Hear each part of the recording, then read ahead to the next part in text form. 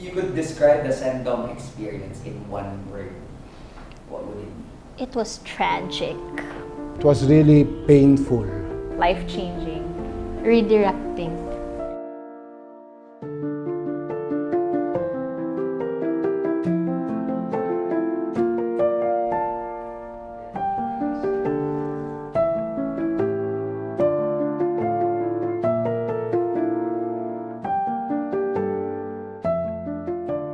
Hi, I'm Rachel. My name is Marise. I am Keith. My name is Tat. Ako si Aurea Esclamado, 76 ang edad. Ug usa ako sa Sendong survivor. And I'm a Sendong survivor. Also a Typhoon Sendong survivor. And I'm a Sendong survivor. I am a Sendong survivor. Isang trahedya ang bumulaga dahil sa bagyong Sendong sa Cagayan de Oro City pa lamang.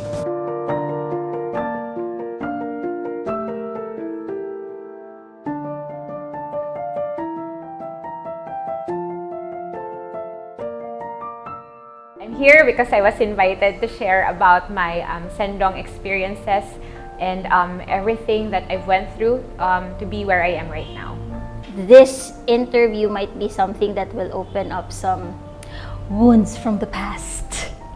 I'm here because foremost I am a survivor, and that experience of mine has something to do with our environment, and it is aligned with my advocacy, which is in nurturance of our environment. While I was writing the letter, it took me back to the year 2011. Yes.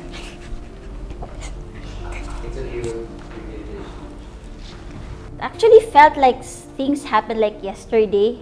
It's more than 10 years since Sendong. Try na recall what happened that night, and then it was so easy. The memories came flashing back. It was already, I think 11 years ago, but while I was writing this yesterday, the emotions came back. Na anak ko ang kaagi na mo itong pagsindong. Pait gid kaayo. Wala ko damhanga. Ingato na yung mahitabo.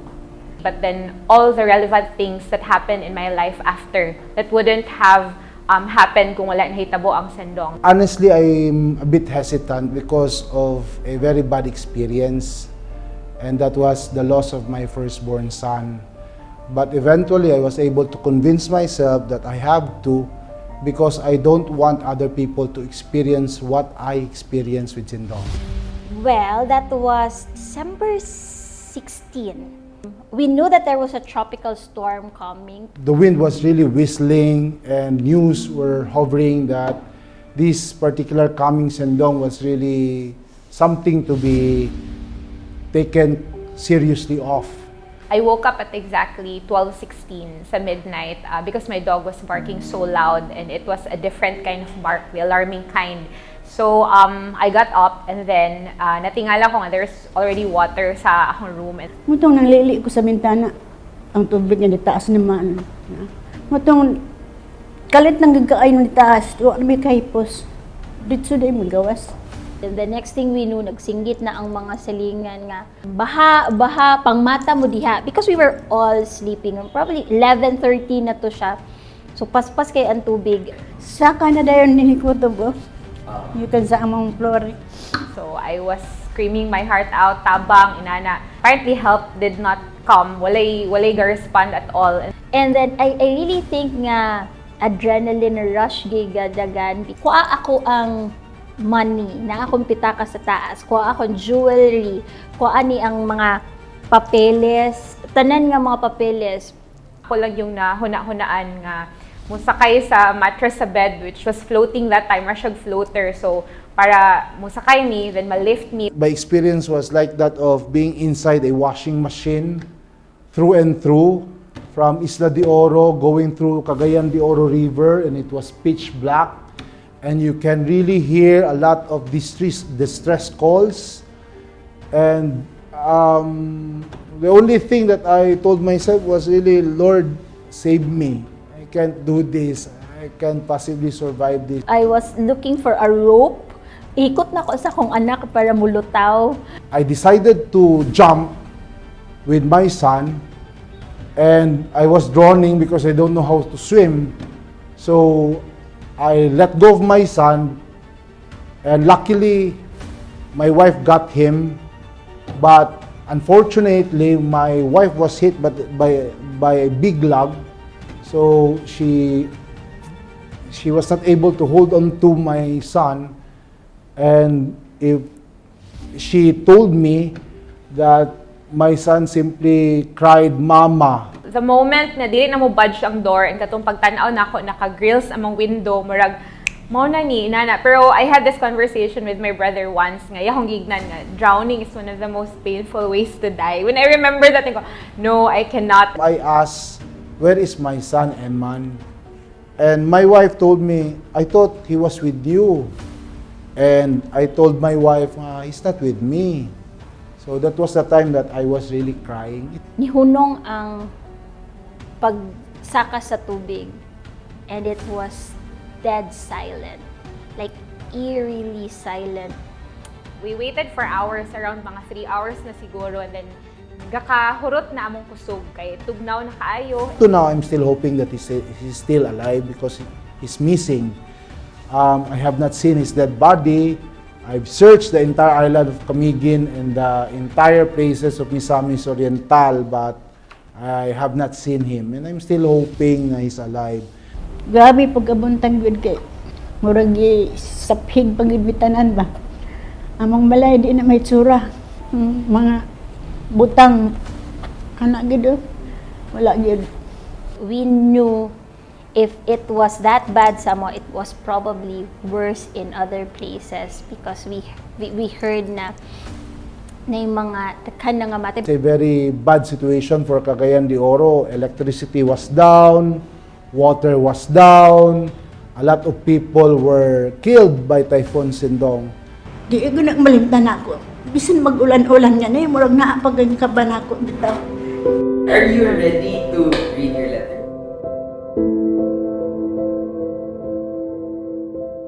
Dear future Rach, Dear future Keith, Dearest future Tat, Hi, future Maries. Dear ang future Auring. how are you, Keith? 11 years after Sendong. Are you okay? Are you still looking forward? Did you sorely miss your firstborn son, Kyle Emmanuel? it's been 31 years since that night, the night that shook your whole life and led you to a path you never would have imagined to walk on. You are now 42 years old. How time flies so fast.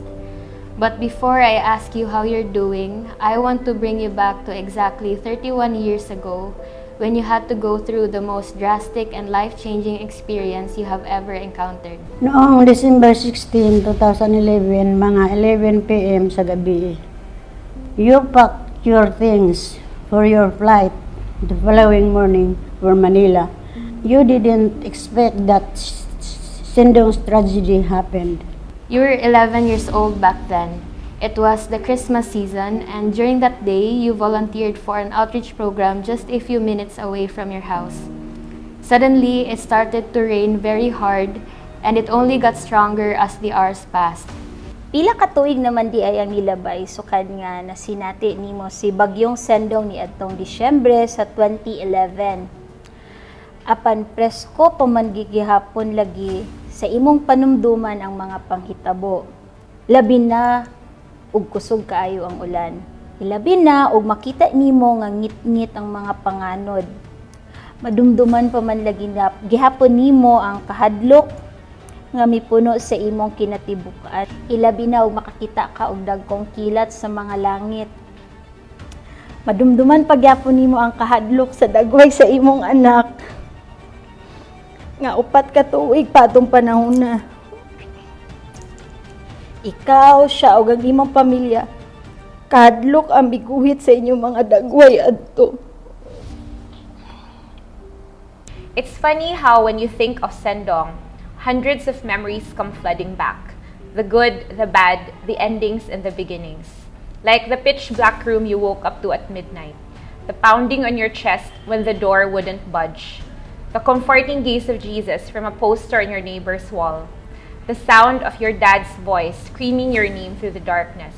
The eerie, empty silence of the neighborhood you grew up in. The smell of mud floating in the city air. The people lining up for clean water. The wind that whistled on that very night. The mighty roaring sound of a muddy water of the archaic Cagayan de Oro River. The soul-wrenching and the heartbreaking sounds of desperate pleas and cries around and within the environs. Still very fresh, still very painful. Dayon, nagbalita na pagkabuntag nga daghan ng mga nangaanod, daghan ng patay. O nagbakwit mi dito sa akong anak, dito sa Assumption Village. O dinhin ako na-experience ang kalisod nga among kahimtang. The next morning, you got to see the aftermath of Typhoon Sendong. There were a lot of things happening outside. People talking, rescue trucks passing by, trees have fallen, dead bodies being wrapped, and the list goes on. As you reached the factory of your family business, the place was a total wreck. The pieces of equipment your family invested were ruined. Everything was a wreck. It still didn't sink in, but later on, you got to question, how will we ever recover from this? Pero sakto na. Dumdumi na kanunay. Dumdumi ang imong mga nakita na dungog o gibati ni adtong gabiuna. Aron dalhon nimo sa matag adlaw ang mga natun-an nimo adto. Dala sa imong panumduman nga dili magkumpiyansa panahon sa katalagman. Dala sa imong panumduman ang importansya sa pagkuha og saktong impormasyon. Labaw sa tanan, dala sa imong panumduman ang mga sangputanan sa pag-abusar sa kinaiyahan. I know you remember all these vividly because Sendong means a lot to you. It was your blessing and your curse. Because of Sendong, you will fight for a cause that may have no definite end. I wish I could tell you that by now, we have already applied the valuable lessons which cost us too much to learn. I wish I could say that ample policy reforms have been made to ensure that the effects of climate crisis would be mitigated. But we're still in the middle of the battlefield. Typhoon Sendong only lasted for a few hours, but the effects it had will last a lifetime. A few years later after Sendong, you lost your family business because it was already hard to sustain it, given the great loss due to Typhoon Sendong. But despite everything you and your family went through, I just want to remind you that I am extremely proud of you for striving very hard and not giving up. We won't give up. Survivors don't do that. You simply don't give up. You were shattered and smashed by various years of toil, excruciating pains, depressing conditions, but you are a marked survivor. Tula na mo nga hangtong karon mo ay pami. May pakuog. Salamat sa taas. Magkadtong tanan di ay benefit sa ako. Kaya na hangtod karon ni apa ko. I am glad to hear that you were able to survive that day when Sendong took everything from you. You were hoping that someday you will be able to embrace your son and kiss him dearly. Every day you long for him, expecting a time that suddenly he will appear and present himself to you and your better half as your long-lost son. I pray with all my heart that as you're reading this, you're still working with indigenous peoples. I hope you still believe that protecting forests mean protecting the people, from the upstream to the downstream communities. Itudlo sa imong mga anak ang importansya sa paghuna-huna o pag-alima sa kinaiyahan. Ang paglabay sa sakto sa ilang mga basura, ang pagtanom og mga kahoy. Ipasabot kanila ang papel sa mga lasang, sa pagpubugong sa tubig, sa baha. Himuwa ang imong kaagi sa Sendong nga maoy magiya kanimo ug ang imong mga anak nga magmatarong sa kinaiyahan. Future Maries, I hope the world you are living in today is so much better than the world you lived in 31 years ago. I know you are still pursuing your passion to be an advocate for the protection of our environment. Meanwhile, as I am writing this to you, all I can do is act on it and hope for a better tomorrow. You've always been fascinated by the forest ecosystem, how one thing is interconnected with the other. May you recognize that you're not in this journey alone. May you do your part, knowing that in the greater scheme of things, each has a crucial role to play, no matter how big or how small. May the forest be with you. Reading that letter to my future self, I feel hopeful, and honestly at the same time, I'm afraid that I won't be able to fulfill all the hopes that I have for myself na wala na ako nag-fight for. If si future self ang mubasa, siguro maingon yun siyang now you know. During that time, honestly, as an 11-year-old, dagan yung kay ko gi-blame adto why nahitabo ang Sendong. I blamed the government ngano inanilahang ways. I blamed nga ngano wala man kayo may giignan to prepare for the Sendong nga na ay super typhoon paabutay. There was already a UP study, if I'm not wrong, that warned our local officials prior to Sendong, but they never entertained it. It actually makes me feel bad and sometimes makes me feel mad, angry sa atong mga gapilion nga leaders. Because after all, kung ako lugar ha, may microscopic nga sense, di man ako nagputol sa kahoy. Pero nadamay man ko, kinsa may naghatag og permit ani nga mga activities to take place. Daghan kaayo layers of issues adto. Like deforestation didn't happen overnight. Dugay na kayo ito nga problem, but it was ignored because it was away from our city. It was away from our comfort zones. If we don't see it, why make it a problem, diba? But then, when we already experienced it, when we paid the consequences with lives, with property damage, ay padayon nato nakita. I think now more than ever, we need to speak up and act on it and call out companies or businesses that are very much accountable for these extreme carbon emissions. Since I know that forest and these ecosystems are have a great capacity to take up carbon in the atmosphere that can reduce global warming. It takes a whole community, it takes political will to actually address these kinds of problems. Dili kakita ang importance sa forests, labi na diri sa city, because we have all these conveniences and wala tay cultural, emotional attachment, ana, unlike our IP brothers and sisters. Yes, geographically we're afar, but we're just part of one landscape and we're all connected, even if we try to deny that. So there has to be coherent, sustainable, and collaborative approach in dealing with our problem with climate and most especially with the forest reserves that we currently have. We should protect forests because we are the ones benefiting from it. I think nature can recover itself on their own. Kita ang dili maka-recover. Di agud na mabuhi. Mabuhi ta tungod sa atong environment nga. Sada sa tan-awon anya. Makaporta po na atong sa mananom-tanom ta. Message nga ako mag-give sa young people who would want to do environment work but wala pa sila kabalo how to start. I would suggest na i-dig di mo say hugot sa imong heart. What do you genuinely care about? We are so blessed by God. Imagine our flora and fauna.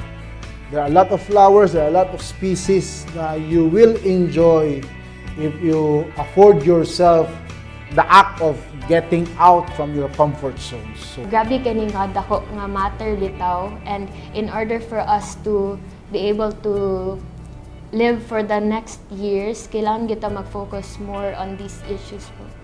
Munang tambang na ko sa mga batan-on nga dili magabusar. Kay ang kinabuhi mubo na baya. Dili sa nato himuong mubo pug kaayo.